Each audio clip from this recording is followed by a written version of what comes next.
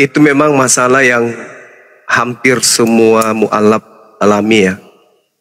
Keraguan, ketakutan, diusir, takut gak punya tempat tinggal, takut gak punya sumber penghasilan dan seterusnya. Tapi kalau orang yang sudah kuat imannya, pasti lebih memilih keluar dari lingkaran kemaksiatan, dalam hal ini kekafiran, daripada kemudian tinggal tetapi masih dalam kekufuran. Ada solusi yang kemudian sering kami berikan kepada teman-teman mu'alaf yang kondisinya seperti dengan saudara Hengki. Salah satunya adalah memeluk Islam secara diam-diam tanpa diketahui oleh keluarga, sembari mencari jalan menjalin hubungan dengan umat Islam, entah itu mereka yang ada lapangan pekerjaan, entah mereka itu yang ada tempat untuk tinggal dan seterusnya. Karena insya Allah ketika ada orang yang mau mu'alaf, kondisinya seperti abang ini, saudara kita ini Hengki, ada saja umat Islam yang pasti akan bantu. Sekarang ini aja mungkin karena belum ada yang monitor, seperti Laskar Kristus kemarin itu langsung ada yang menerima beliau untuk tinggal bersama, dipekerjakan bersama dan seterusnya. Nah, kalau saudara Hengki ini juga berikrar untuk betul-betul memantapkan diri, meninggalkan keluarga sementara untuk memeluk ajaran agama Islam, dan kita kemudian akan publish, saya yakin sekali di Aceh banyak yang akan memperhatikan, di Aceh banyak yang mau menampung, di Aceh banyak yang akan memberikan pekerjaan. Saya yakin sekali, apalagi di Aceh kan, orang peduli terhadap mu'alaf. Jadi dipikirkan, direnungkan, tinggal tentukan waktunya kapan. Nanti saudara Hengki ketika sudah bulat, sudah tekadnya sudah benar-benar sepenuhnya untuk ke Islam, jangan khawatirkan pekerjaan, jangan khawatirkan tempat tinggal. Pasti ada saja saudara seiman kita yang akan memperhatikan itu. Yakin dan percaya deh. Seperti itu adanya. Apalagi kalau niatnya itu mau belajar Islam, mau memperdalam Islam, saya yakin sekali banyak pondok pesantren yang ada di Aceh yang bisa kami sisipkan di sana. Saya tinggal menghubungi Dinda Mata Ali, ya pasti ada solusi. Kalau memang betul-betul ingin masuk Islam dan memperjuangkan Islam untuk kembali ke rumah, mengajak orang tua kemudian untuk ikut menuju kepada Islam. Karena kalau tidak Islam, lalu siapa lagi yang akan mengajak keluarga untuk Islam? Sementara mereka diselimuti oleh doktrin dan dogma. Beruntung ada Hengki ini sudah menggunakan akalnya, sudah menemukan Islam. Artinya di rumah tangga yang selama ini gelap, tak ada cahaya keilahian, tiba-tiba saja ada setitik cahaya dengan meyakini Islam. Artinya cahaya ini bisa menerangi keluarga yang lain. Tidak lagi selamanya bersama-sama dalam kegelapan. Jadi kesimpulan saya, Dinda Hengki kok gimana? Begini. Iya silakan. Iya bang. Saya itu mau masuk Islam itu tidak ada paksaan. Saya cuman cari kebenaran. Saya sudah tahu kebenaran itu. Jadi saya cuman takut kekeluargaan, saya tidak dianggap anaknya, itu aja yang saya takut bang. Bukan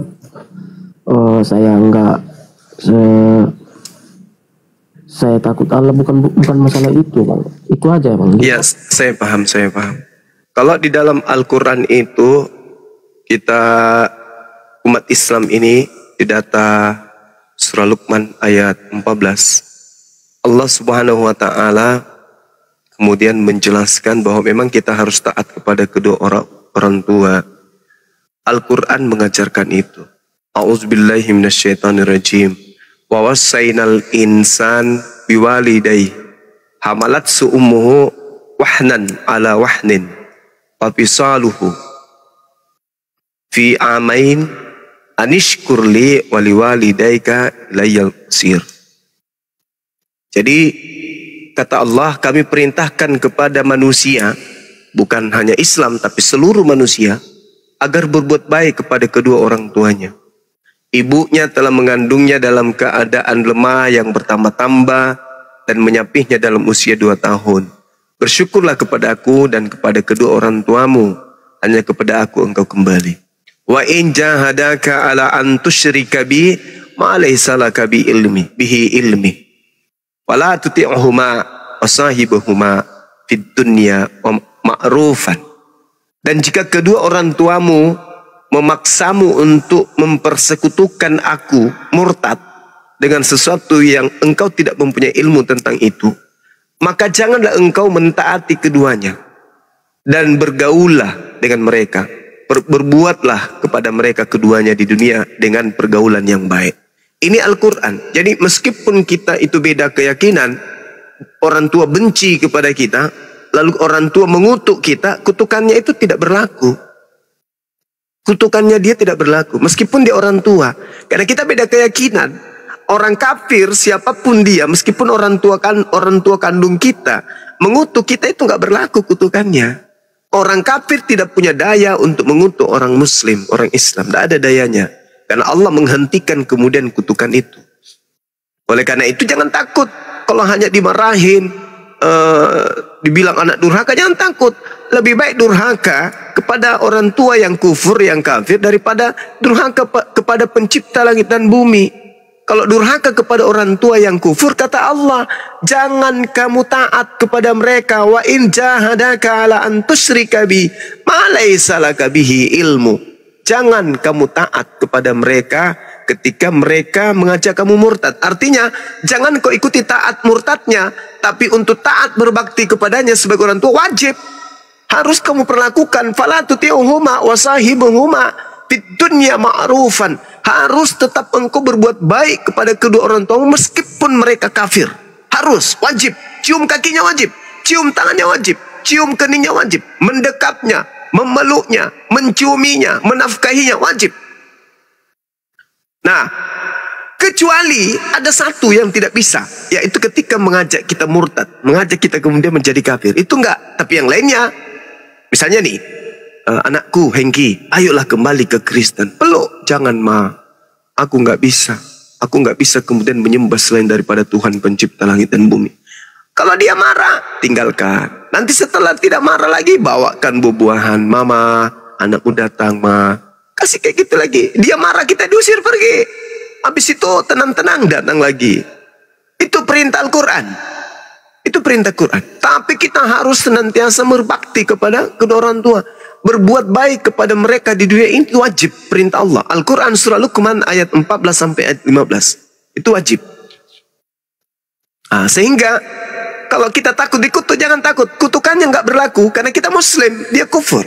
Justru kalau kita menjadi Islam, kita doakan mereka untuk mu'alaf, alhamdulillah, insya Allah Allah akan memberikan petunjuk dan meringankan upaya itu. Mana tahu dengan adik Hengki ini kemudian mu'alaf, mendoakan istri, orang tuanya, hatinya menjadi lembut, bisa menjadi mu'alaf. Nah kalau sekarang sama-sama masih Kristen, siapa yang mau mendoakan siapa? Tak bisa. Harus ada di antara salah satu keluarga yang masuk Islam dulu sebagai pembuka jalan, sebagai pembawa petunjuk, sebagai pembawa cahaya dalam rumah tangga. Baru kemudian mengajak keluarga yang lain. Lah kalau sama-sama dalam gelap, siapa yang mau jadi penerang? Kalau kita sayang kepada orang tua, tahu bahwa di ufuk sana ada keselamatan untuk mereka, meskipun jauh, meskipun dengan berjalan kaki karena cinta kepada orang tua, lakukan perjalanan itu. Meskipun bermilion kilometer, meskipun di padang pasir, meskipun kita harus melangkai api, meskipun kita harus menyeberangi lautan, demi keselamatan orang tua yang kita cintai, wajib hukumnya kita lakukan. Sayang orang tua, sayang. Mau membiarkan mereka di neraka? Tidak. Apa yang Anda harus lakukan? Muslim menjadi Islam, tapi bagaimana saya dibenci? Apapun itu. Mau dibenci, mau diapain pun, mau diparangi, mau ditombak, mau ditelanjangin, demi keselamatan orang tua. Ketika kita tahu bahwa ketika saya kembali kepada fitrahku sebagai umat manusia yang dicipta oleh Allah, La ilaha illallah Muhammad Rasulullah. Apapun yang ada di depanku akan aku hadapi. Tak ada rintangan yang tak bisa dihadapi. Kalau sudah mengatakan itu, kalimat syahadatain sudah diikrarkan dalam hati, tak ada yang perlu kita takutkan. Karena kita bersama dengan Allah. Kita doakan orang tua.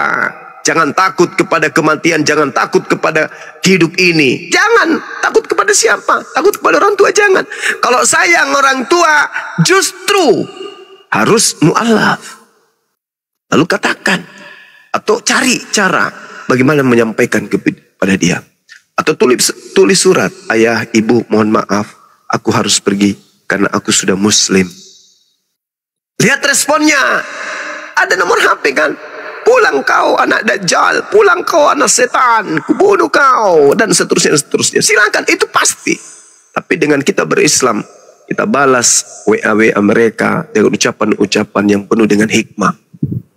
Besok kita belajar Quran, sudah mengetahui letak posisi kita sebagai anak seperti apa. Balik ke rumah. Lakukan hal-hal yang membuat mereka, oh anak saya begitu masuk Islam, lebih baik, lebih akhlaknya lebih bagus, dan seterusnya. Akhirnya dia jatuh cinta, tertarik belajar Islam. Apa sih yang bisa membuat anak saya jatuh cinta di Islam? Belajar dia. Lalu setelah itu nelpon, anakku, aku ingin ikut, aku juga ingin masuk Islam, syahadatkan aku. Banyak kasus, banyak kasus. Ini saya cerita pengalaman saya. Dulu saya ngajar, waktu saya ngajar tahun berapa tuh ya, saya habis mutasi dari kota Parepare. Ngajar salah satu anak teknik Unhas. Datang ke rumah nangis. Apa dek? Sensei, kenapa? Saya diusir dari rumah. Kenapa bisa? Ya karena saya syahadat. Orang tua aku udah tahu. Bapaknya beliau ini seorang TNI. Jadi saya bilang, kamu di sini aja dulu sementara. Tinggal di rumah, belajar sholat, belajar ngaji. Dia tinggal di asrama Mapodang. Orang tuanya sangat kejam. Sangat kejam. Namanya juga TNI kan, disiplinnya luar biasa kan. Tiba anaknya mu'alaf. Yang dicari siapa? Pelatihnya. Akulah yang dicari. Sama seorang bapak yang cinta kali sama anaknya. Apalagi seorang TNI kan. Singkat cerita, saya kasih saran. Dek, kamu kalau di rumah kan bete tuh. Gimana kalau saya fasilitasi aja kamu di kampus. Nanti minta sama teman-temanmu saya ngobrol sama bagian fakultas. Kamu tinggal aja di Senat. Singkat cerita beliau dikasih izin tinggal di Senat waktu itu. Akhirnya apa yang terjadi? Karena dia ngambil teknik perkapalan. Saya selalu doakan beliau. Sedih juga kalau ingat anak ini. Aduh, singkat cerita, berapa kali sudah disingkatin. Dipermak lagi ceritanya. Lolos dia pelayaran. Mau tahu, dapat Jepang. Dia sudah di Jepang, nelpon. Sensei, kenapa dek? Kamu di mana? Kok lama baru jumpa? Baru ada kabar. Alhamdulillah sensei, saya daftar waktu itu lulus kampus. Saya diterima. Ini saya sekarang kapal Jepang. Subhanallah. Doa-doaku diterima. Dia di Jepang. Sensei mau beli apa? Sensei mau dibelikan apa? Sekarang gaji saya besar. Gaji saya kurang lebih 20 juta sensei. Itu baru gaji biasa. Belum lagi yang honor-honor saya. Subhanallah. Itu tahun berapa? 2010, gila. Nah, singkat cerita saya tanya, Bapak gimana? Bapak sudah mulai baik sama saya. Padahal dulunya nggak boleh sama sekali pulang ke rumah. Nggak boleh sama sekali. Apalagi sholat. Sholatnya pun sembunyi-sembunyi kalau di rumah. Kalau dia rindu sama ibunya, dia pulang sembunyi-sembunyi dia. Habis waktu sholat, dia sembunyi-sembunyi sholat. Nah singkat cerita, dia pulang. Nikah. Saya ditelepon. Sensei, saya di Makassar. Oh Alhamdulillah. Mau jumpa sekalian mau kasih baju dogi ceritanya. Seragam bela diri waktu itu. Oh ya udah, saya mau nikah sensei. Tapi saya bilang, saya kayaknya nggak bisa hadir deh. Tapi saya ke rumahmu aja ya. Mau jumpa sama bapakmu juga nih. Singkat cerita saya datang tuh ke asrama. Ke rumah bapak dia. Kan banyak cerita yang saya tidak ikuti perkembangannya kan. Terkait murid-murid saya ini. Masuk, duduk, sudah di situ duduknya kurang lebih 20 menit hadap-hadapan. Mereka sibuk, orang-orang sibuk, saya juga sibuk main HP. Tiba-tiba si anak murid saya tidak datang, duduk di samping, cerita-cerita bla bla bla bla bla, cerita-cerita, tertawa-tertawa, kami peluk-pelukan. Terharu lah ya masa-masa saya kader beliau jadi seorang fighter yang luar biasa. Lalu kemudian cerita-cerita bapaknya, saya juga saya kan tidak pernah ketemu langsung dengan bapaknya kan, cuma lihat foto, dia liatin saya. Tiba-tiba si anak buka cerita, "Pak, ini senseiku Pak, yang pernah mau ditangkap, yang pernah mau dipenjarakan." "Sensei yang mana?" "Ini sensei Alim ya?" Iya. Langsung dipeluk, diciumi saya. Saya jadi terheran-heran, ada apa ini, kenapa? Jadi sambil gemetaran bapak itu, dia pegang tangan saya, duduk di bawah, terus dia peluk, dia pegang lutut saya, dicium, terus pokoknya segala macam lah upaya sikap bersyukurnya karena didikan saya, anaknya bisa berhasil. Dan yang sangat mengagetkan saya, bapak ibunya dan saudaranya perempuan ikut bersahadat mu'alaf. Subhanallah, gila. Masya Allah. Itulah sekarang Bible saya ada 2. Itu dari bapak ini. Ini Bible yang membawa saya katanya ke gereja, membenci anak saya, memukul anak saya pernah tampar anak saya pernah aniaya, bahkan saya pernah injak perutnya anak saya. Saya dapat di kampus, saya lemparin katanya, saya lemparin kayu, saya lemparin batu di kampus gara-gara lari menghindar dari saya. Berkat doanya, dia panggil ustaz saya. Pak, saya bukan ustaz, saya hanya manusia biasa. Gara-gara kita Pak Ustaz, aduh anak saya begini, coba lihat rumahku Pak Ustaz, saya juga sudah punya rumah. Sambil menangis, saya sudah beli tanah, anak-anakku sudah beli ini, anak-anakku begini bla bla bla bla, dan sekarang sudah mau menikah. Dia peluk, menangis sejadi-jadinya. Ikut si anak, ikut si istri, nangis semua. Seruangan hening, ikut nangis. Apa cerita? Orang cerita, inilah bapak yang mensyahadatkan anak saya, ngajar saya anak bela diri, sampai dia pada saat seleksi kemudian untuk ke Jepang, anak saya lolos gara-gara dia bisa bela diri. Subhanallah. Nah, itu bukti. Saya banyak mengalami pengalaman-pengalaman kayak begitu. Banyak sekali. Ya banyak. Ada juga anak didik saya, anak Chinese juga, seorang dokter. Alhamdulillah sekarang sudah mau selesai S2. Dia ambil jurusan bedah saraf jantung. Gila nggak tuh? Saya berdebat sampai berapa malam, sampai nggak tidur. Sampai waktu itu kita masih di rumah yang lama. Saya belikan kelambu. Kelambu saya belikan di pasar. Karena kalau di rumah itu kan, kompleks saya dulu ini kan masih kurang penduduk, masih banyak hutan-hutannya. Kubelikan kelambu, namanya orang Chinese. Dia pemilik rumah makan terbesar di Ambon. Rumah makannya itu namanya rumah makan Kendedes. Entah sekarang masih ada atau gimana. Anaknya dia, anak kandung. Coba, orang kaya raya tinggal di rumah saya. Kubeliin kelambu atas perintah mertua. Nak, belikan adikmu itu kelambu. Kasihan kalau malam dia banyak sekali nyamuk di sini. Kalau kita udah terbiasa. Kubelikan kelambu. Habis itu dia makannya biasanya roti, ku ajarin dia makan nasi, ku ajarin makan ikan kering. Apa kata beliau? "Kak, suapin saya mau rasakan gimana kakak suapin anaknya, saya juga mau disuapin." Ku suapin, kasih makan dia. Alhamdulillah dia berhasil. Dan Islamnya, Masya Allah, dia lebih taat kayaknya daripada saya sendiri. Itulah hebatnya. Jadi kalau takut jadi mu'alaf itu karena orang tua, jangan. Justru kita ini yang harus memperjuangkan akidah orang tua supaya benar, supaya lurus. Jangan justru kita takut. Kalau kita takut berarti sama halnya kita menyeret mereka. Setelah datang hidayah, kita takut untuk bersyahadat. Berarti kita sama halnya berkongkol menyeret kedua orang tua jatuh di dalam kehancuran, kebinasaan di api neraka. Innal ladzina kafaru min ahlil kitabi wal musyrikina fi nari jahannam khalidina fiha abada. Mereka kekal di neraka. Mau orang tuanya di neraka? Mau. Maka kalau tidak mau, putar. Mindset berpikirnya itu diputar. Cakrawala berpikirnya itu dibalik. Jangan takut, tapi harus berani. Bukan hari ini, mungkin besok, mungkin lusa. Tapi harus diprogram. Saya harus berani. Saya harus mengambil langkah. Kalau bukan saya, lalu siapa yang akan menceramahi? Siapa yang akan melakukan tablik kepada kedua orang tua saya? Maukah saya orang tua saya mati dalam keadaan kufur? Enggak mau. Saya harus keluar dari sini, mengambil ilmu sebanyak-banyaknya. Habis itu saya pulang ke rumah. Saya kira begitu ya, sekelumit pengalaman saya melakukan pembinaan terhadap anak-anak didik saya. Mudah-mudahan mereka bisa istiqomah, bisa jadi orang hebat seperti yang mereka inginkan.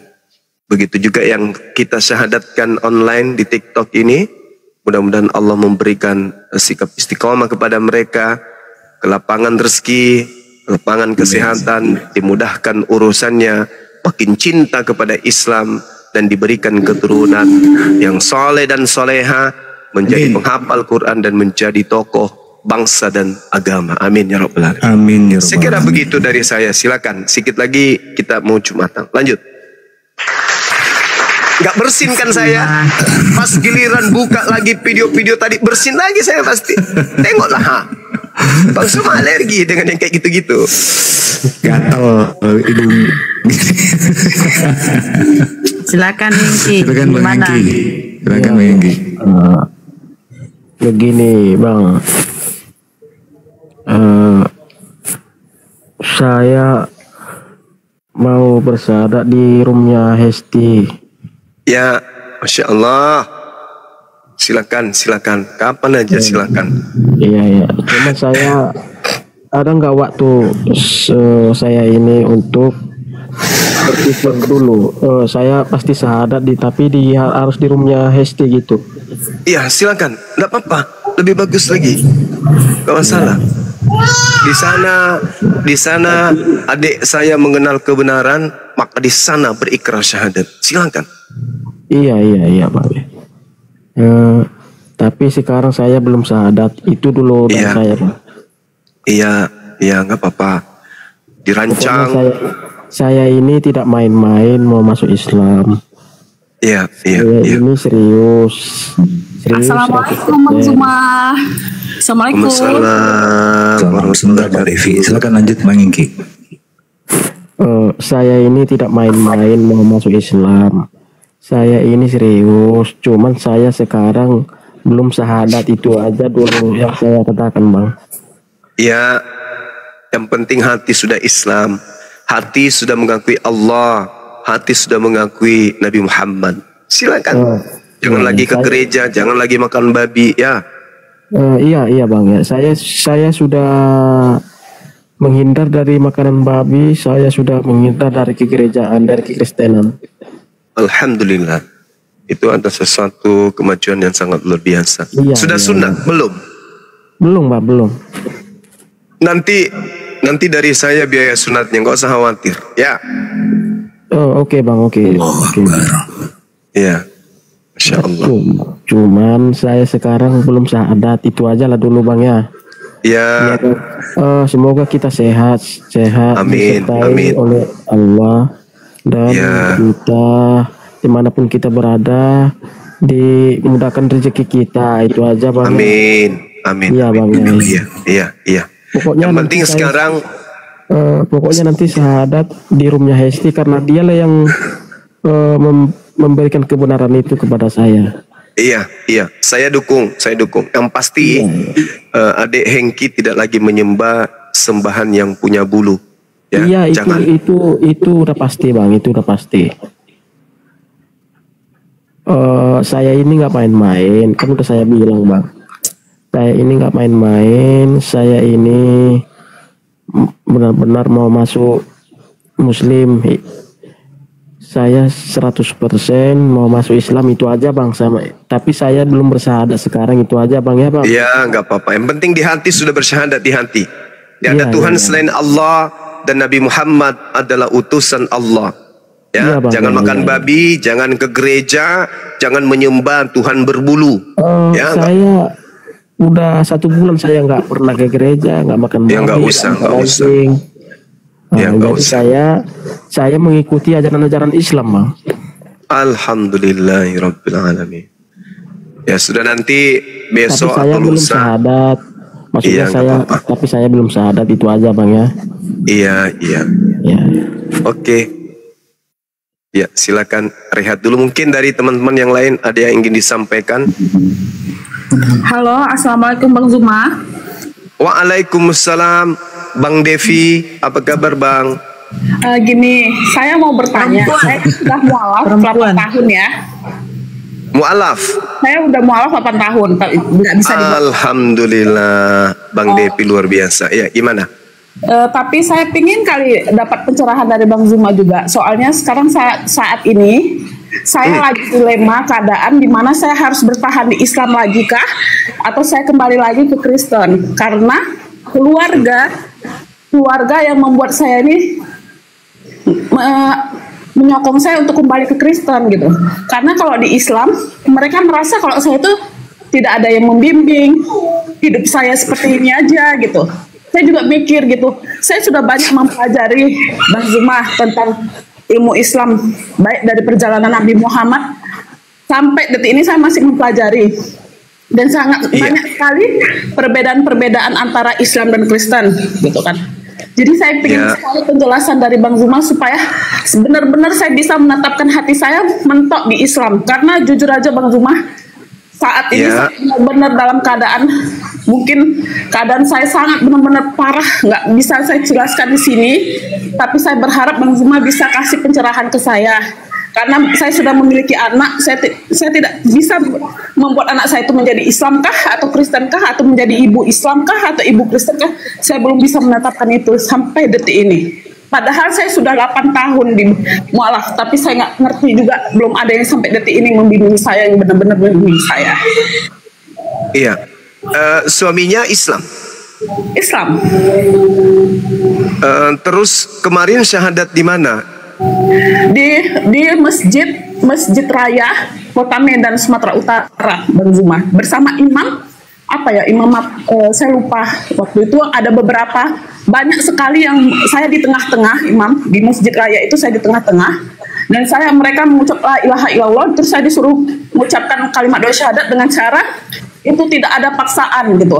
Nah, saya tidak pernah merasa dipaksa, karena saya besar di Kota Padang gitu. Saya menjalankan Islam karena keinginan hati sendiri pada saat itu.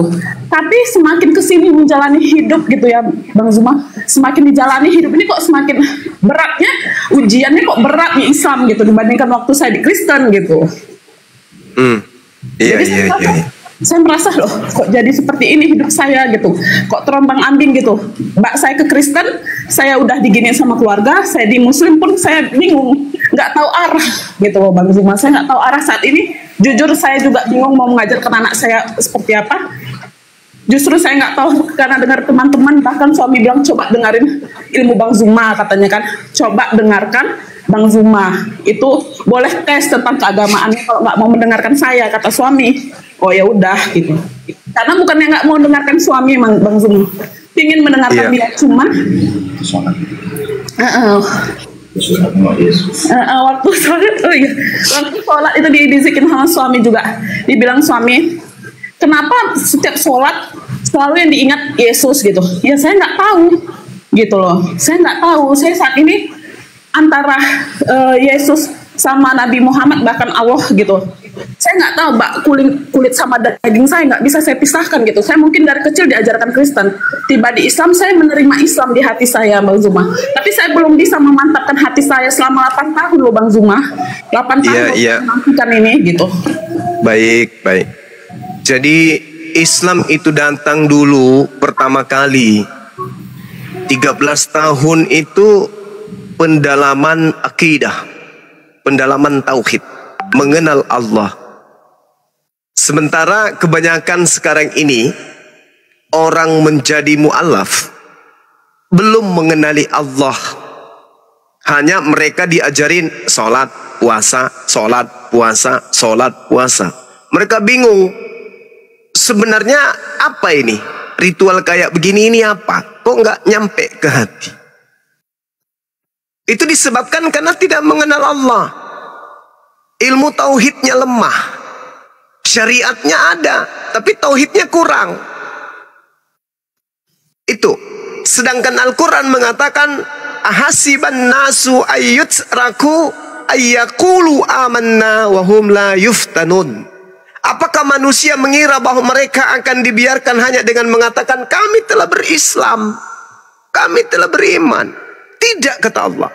Mereka akan diuji. Dengan ujian inilah kemudian mereka akan mendapatkan ketakwaan yang sesungguhnya. Apabila mereka lolos dari ketakwaan, lolos dari ujian. Sementara Al-Quran lain mengatakan di ayat lain, wa ikhwanuhum yamuddunahum fil ghayyi tsumma la yuqsirun. Teman-teman mereka orang-orang kafir dan fasik membantu setan-setan dalam menyesatkan, dan mereka tak henti-hentinya menyesatkan. Jadi iblis itu senantiasa menggoda kita. Jangankan yang baru mu'allaf atau seorang mu'allaf, orang yang Islam dari lahir aja, kita lihat, ada yang lulusan pesantren jatuh, ada yang bahkan ustadz jatuh. Kenapa? Iblis tidak pernah senang. Justru semakin banyak ujian membuktikan bahwa Islam itu adalah agama yang benar. Kalau tidak diuji lagi, berarti dia dalam keadaan bersama dengan setan. Makanya kalau orang setengah-setengah tidak belajar ilmu tauhid, membandingkan ketika dia di Kristen dan ke Islam, memang banyak yang lemah, rapuh, bisa kembali. Kenapa? Ketika dia di Kristen, mereka merasa nyaman. Kenapa nyaman? Tak ada ujian. Siapa yang mau menguji ketika di Kristen? Mau diuji apa? Semua makanan halal, semua perbuatan boleh, menyembah juga bukan kewajiban. Itu pun ibadah, hanya nyanyi-nyanyi. Jadi tidak ada kemudian ujian kalau di Kristen itu, nggak ada. Semuanya serba bahagia, semuanya serba nikmat. Karena tidak ada ujian, tak ada perintah, tidak ada larangan, tidak ada hukum syariat di situ. Nah kalau di Islam, ini nggak boleh, itu nggak boleh, ini nggak boleh, itu nggak boleh. Kemudian rezeki tidak ada, rezekinya terseok-seok, semakin tersiksa. Iman melemah, bisa murtad, bisa murtad. Nah, iblis tertawa tuh. Ketika murtad kembali, karena merasa tidak ada keterangan, murtad kembali. Nah inilah kemudian ketika orang yang memu'alafkan, lalu melepaskan tanggung jawab, tidak membina para mu'alafnya sehingga mereka mengamalkan ajaran tauhid itu dengan baik. Nah salah satu implementasi daripada tauhid, mengenal Allah. Jadi ketika kita mengenal Allah, tidak ada yang susah. Tidak ada yang susah. Orang yang mengenal Allah, orang yang mengenal Tuhan, pencipta langit dan bumi, tak ada yang susah. Bahkan makan tidak makan pun mereka tetap gembira.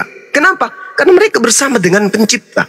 Walaqad khalaqnal insan wa na'lamu ma tuwaswisu bihi nafsuh wa nahnu aqrabu ilaihi min hablil warid. Sungguh aku Tuhan telah menciptakan kalian manusia dan mengetahui apa yang dibisikkan oleh hati kalian. Dan aku Tuhan lebih dekat kepada kalian daripada urat leher kalian kepada diri kalian sendiri. Itu Al-Quran yang mengatakan. Jadi orang yang mengenal Tuhannya tidak akan pernah takut miskin, tidak pernah takut sengsara, tidak akan pernah. Kenapa? Karena kebesaran Allah terus yang ada pada diri mereka. Karena dunia ini memang di Islam kita dicipta hanya untuk ibadah. Karena dunia ini bukan untuk bersenang-senang. Di dunia ini, dunia sijanul mukmin wa jannatul kafir. Dunia ini adalah penjara bagi orang mukmin. Jadi bukan untuk tempat bahagia, berhura-hura, berpoya-poya, bersenang-senang, bukan.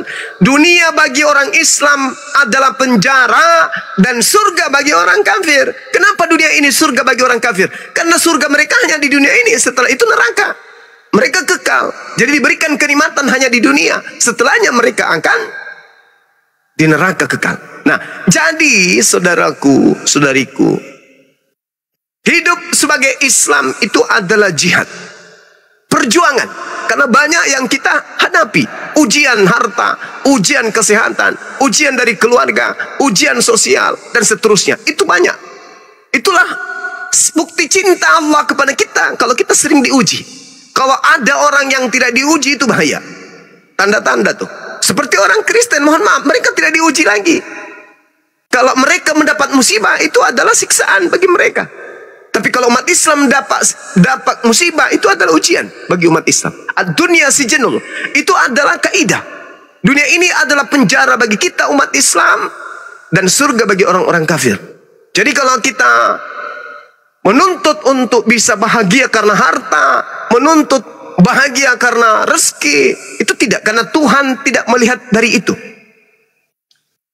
Tuhan tidak melihat bagaimana kemudian orang ini beriman, aku kasih harta. Orang ini tidak beriman, aku tidak kasih harta. Tidak begitu. Seibarat seorang pengamen nih, seorang pengamen datang kepada kita. Suaranya bagus, musiknya bagus, alunan liriknya bagus. Maka kita tidak buru-buru memberikannya duit. Kita tunggu, bahkan kita minta, ayo satu lagi, satu lagu lagi, satu lagi. Lagunya satu lagi. Kita suka. Begitulah Allah. Ketika melihat hambanya merintih, berdoa, kemudian dia suka. Ini hambaku benar-benar cinta kepada saya. Jangan sampai dikasih harta, kemudian kufur, ingkar. Seperti itu. Jadi saudariku, perdalam ilmu tauhid, mengenal Allah. Karena kalau yang saudari lihat, kenapa ketika saya masuk Islam, saya kok jadi kayak begini, itu nggak boleh jadi tolak ukur. Karena banyak orang yang masuk Islam, mereka bahagia, mereka happy, mereka senang, apapun ujiannya. Jadi yang perlu diperbaiki di sini adalah tatanan hati terkait dengan ilmu tauhid. Apa itu mengesahkan Allah? Tidak ada yang berat ketika kita bersama dengan Allah. Tidak ada yang sulit ketika kita bersama dengan Allah. Nah, yang saudari saya alami hari ini adalah perintah ini. Salat. Apa sih untungnya? Kenapa demikian? Karena tidak mengenal Allah. Tidak ada kebesaran Allah pada diri kita. Siapa yang harus dipersalahkan? Yang salah ini adalah saudara-saudara umat Islam yang ada di sekeliling saudari saya. Untuk itu, jangan tunggu bola. Yuk, masuk ke pengajian-pengajian. Masuk ke masjid, pengajian-pengajian. Jangan kemudian terombang-ambing. Kenapa? Karena kalau kita mencari keselamatan, utama selamat yang kita inginkan itu adalah keselamatan akhirat.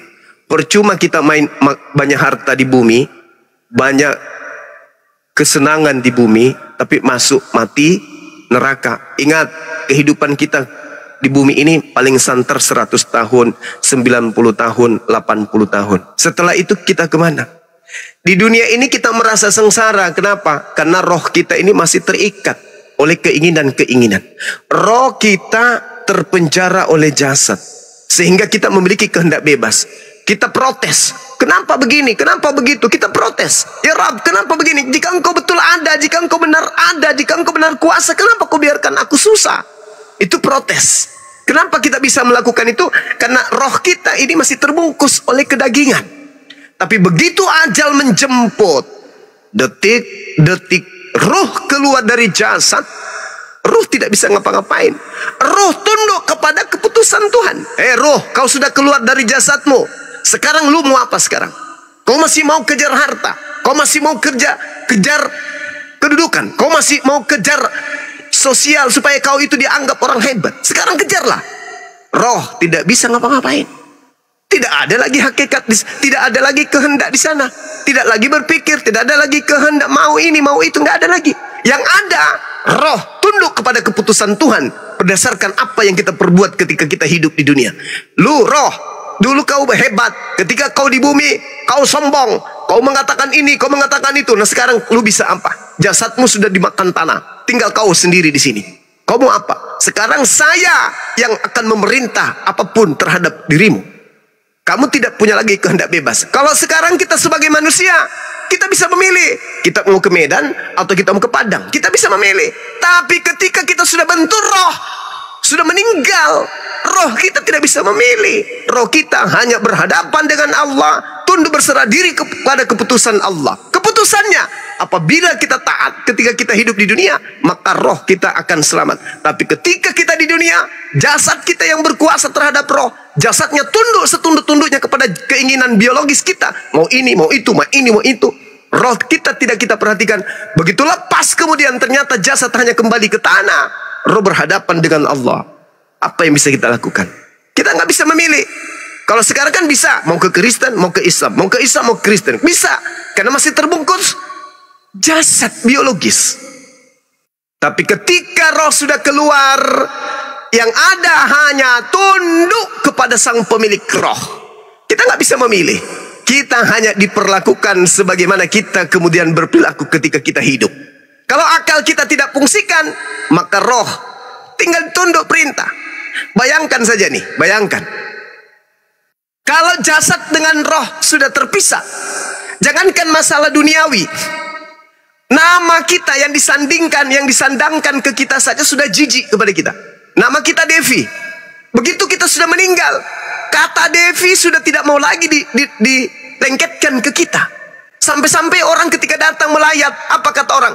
Mana mayatnya? Dia tidak mengatakan mana Devi. Enggak lagi. Devi sudah pergi jauh.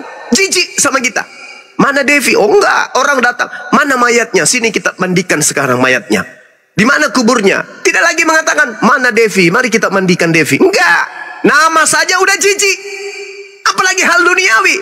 Nah, sementara iblis datang mengganggu kita dengan mimpi-mimpi duniawi. Kamu di Kristen dulu kaya, sekarang kamu di Islam miskin, susah, makan aja susah, ribet, baba-baba dan seterusnya.